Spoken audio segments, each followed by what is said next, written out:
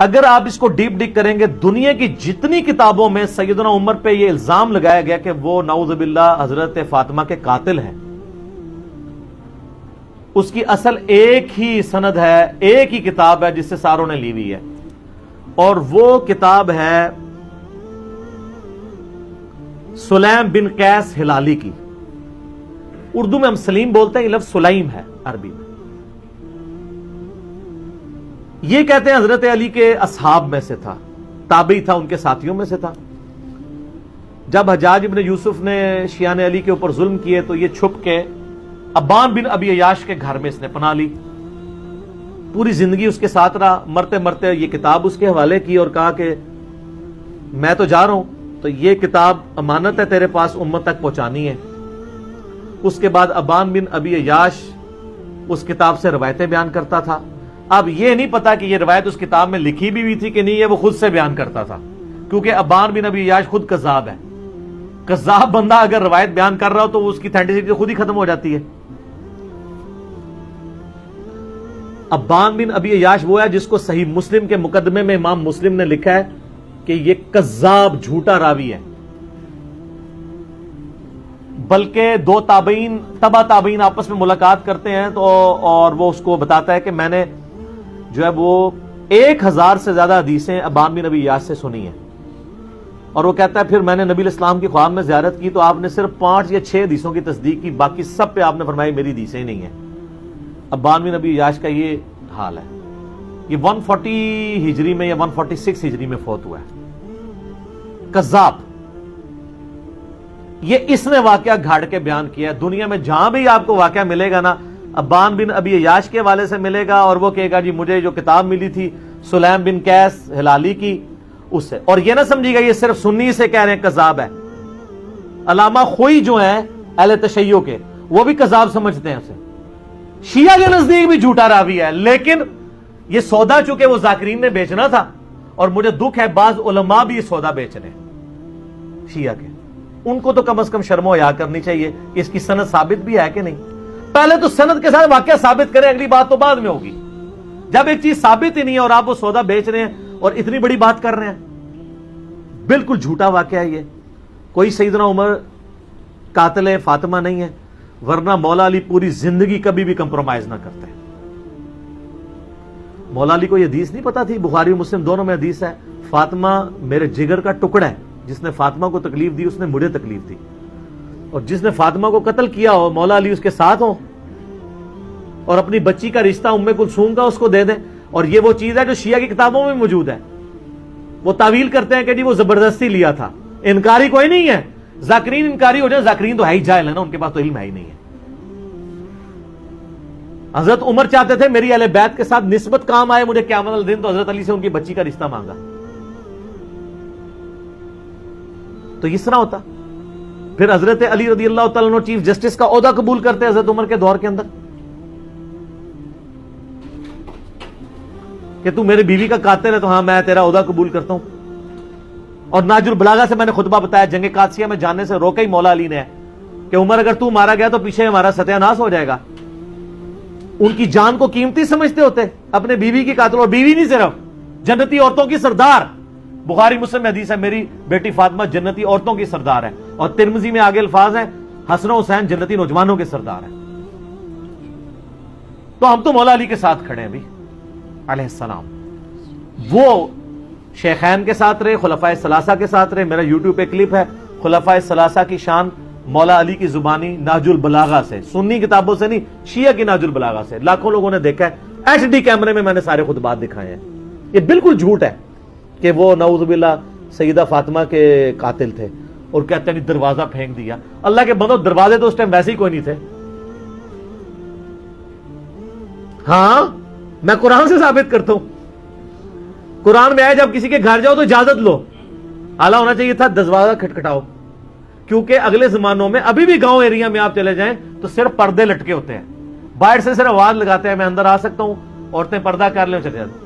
اسی لیے تو مسلم شریف میں حدیث آتی ہے نا کہ نبی علیہ السلام کی چارپائی کے نیچے وہ ایک کتے کا پلہ چلا گیا تھا تو حضرت جبرائیل اندر ہی نہیں آئے تھے۔ اوریجنل سگے مدینہ، اصلی مدینہ دا کتا ٹر گیا سی تے جبرائیل نہیں سنائے۔ پھر اس کو نکالا تو پھر وہ جبریل علیہ السلام آئے، ان کا ہم کتے والے گھر میں نہیں جا سکتے. سگے مدینہ والا بھی میرا کلپ دیکھ لیں. تو وہ سگے مدینہ کیسے پہنچ گیا اندر؟ صرف پردہ ہوتا تھا. آج بھی آپ اپنا دروازہ ختم کریں، پردہ لگائیں، بلیاں، کتے، یہ سارا کچھ آنا شروع ہو جائیں گے گھر، کیونکہ وہ کچن کے اندر پہنچیں گے. چوہے چونکہ ان کو وہ چھوٹی سی جگہ سے بھی نکل جاتے ہیں، اس لیے ان کو اجازت لینے کی ضرورت نہیں پڑتی. چوہے تو ماشاءاللہ آپ کے گھروں میں ہوں گے، یہ آپ کو پتہ ہی ہوگا، بھگترے ہوتے ہیں سارے چوہے. تو پینٹاگون کے اندر اتنے ہیں، آپ پتہ ہے ان کو بھی آئے دن وہ سیلنگ اتار کے تو سپرے کرنے پڑتے ہیں. چوہے تو سر امریکہ میں نہیں جیت سکتا، ایڈی اوڈی شہ چوہا. تو دروازہ کو نہیں گرایا، وہ پردے ہی ہوتے تھے، دروازہ وغیرہ کو نہیں گرایا. یہ بالکل جعلی بات ہے، جھوٹی بات ہے، اور یہ فٹنگ نہیں بیٹھتی ہے. باقی ایک اس میں عرض کر دوں خطرناک بات. المصنف ابن ابی شیبہ میں ایک روایت ہے کہ حضرت علی کے گھر میں خلافت کے حوالے سے مشورے چل رہے تھے، اگرچہ حضرت ابوبکر صدیق کو وہ ایک حادثاتی طور پہ سقیفہ بنی ساعدہ میں خلیفہ چن لیا گیا. تو اس روایت میں آتا ہے کہ حضرت عمر آئے اور سیدہ فاطمہ کے گھر کے باہر کھڑے ہو کے انہوں نے کہا، اے فاطمہ آپ رسول اللہ کی بیٹی ہیں اور ہمیں دنیا میں رسول اللہ کے بعد سب سے بڑھ کر عزیز ہیں، لیکن مجھے پتا چلا ہے کہ یہ زبیر اور علی اور انصار مدینہ آپ کے گھر میں مشورے کرتے ہیں آ کے خلافت کے حوالے سے، جبکہ آپ کو پتا ہے کہ حضرت ابوبکر کو خلیفہ چن لیا گیا ہے. آپ لوگوں نے بیعت نہیں کی ہے، وہ آپ کا اپنا حق ہے، لیکن اس کی وجہ سے مسلمانوں کی اگر آپ جمعیت کو توڑیں گے تو میں آپ کو وارن کرنے آیا ہوں کہ آئندہ مجھے اگر ایسی اطلاع ملی تو میں آپ کے گھر کو آگ لگا دوں گا. یہ روایت ہے المصنف ابن ابی شیبہ میں. اس سے بڑی بدبختی یہ ہے کہ بعض سنی علماء اس حدیث کو صحیح بھی سمجھتے ہیں. ہمارے جیلم شہر میں نا شیخ زبیر علی زئی صاحب کے نافرمان شاگرد غلام مصطفیٰ ظہیر صاحب حفظہ اللہ تعالی من الجنت والناس، انہوں نے باقاعدہ السنہ رسالے میں اس حدیث کا دفاع کیا ہے. اور ان کا اگر کوئی اس حدیث پہ یہ کہے گا نا کہ اس حدیث سے تو حضرت عمر کے بارے میں یہ مسئلہ کھڑا ہو رہا ہے، اور بخاری و مسلم حدیث ہے جس نے فاطمہ کا دل دکھایا اس نے میرا دل دکھایا، اور قرآن کی آیت ہے کہ جو اللہ اس کے رسول کو اذیت دیتے ہیں، ان الذین یؤذون اللہ ورسولہ لعنہم اللہ فی الدنیا والآخرہ، دنیا اور آخرت کی زندگی میں اللہ کی لعنت ہے ان پہ، ان کے لیے عذاب تیار کر رکھا ہے. تو وہ کہتے ہیں میں ان کو یہ جواب دوں گا کہ اس سے تو حضرت فاطمہ کی فضیلت ثابت ہو رہی ہے کہ دیکھیں اس میں حضرت عمر کہتے ہیں کہ آپ ہمیں رسول اللہ کے بعد سب سے بڑھ کر عزیز ہیں. تو حضرت فاطمہ کتنی محبت کرتے تھے حضرت فاطمہ کے ساتھ حضرت عمر. ان کو وہ پہلا حصہ نظر آیا، اگلا نظر ہی نہیں آیا کہ انہوں نے کہا میں آگ لا دیں گا تیرے. نعوذ باللہ من ذالک،